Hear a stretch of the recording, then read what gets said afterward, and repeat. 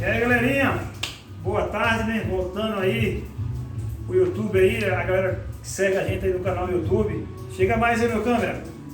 A gente chegou aqui, pessoal. Pega aí, pega aí.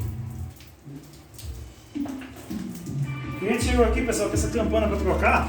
Ó, novinha, tá vendo? Campana pra trocar zero, tá vendo? Ó, essa dando plástico. E a gente vai trocar.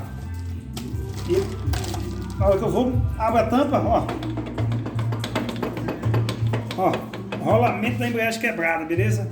Aí agora o que é que tem que fazer, pessoal? Vai ter que tirar o motor do quadro, abrir o mesmo. Esse rolamento se encontra atrás da campana, de um lado das engrenagens lá dentro do motor, beleza? Aí a gente vai ver o que o tempo tá, vai resolver aí. E a gente vai encerrar o vídeo aí. Para vocês que gostaram desse vídeo aí, ó, não deixe de se inscrever no canal, ativar o sininho de notificações, ou até mesmo deixar o comentário de vocês, pessoal.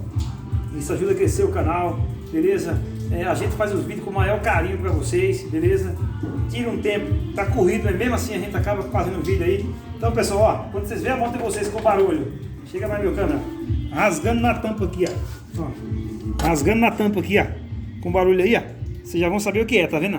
Beleza? Vocês já vão saber que tem rolamento quebrado, beleza? Galerinha, para vocês gostarem desse vídeo, um abraço levando das motos e até a próxima, se Deus quiser.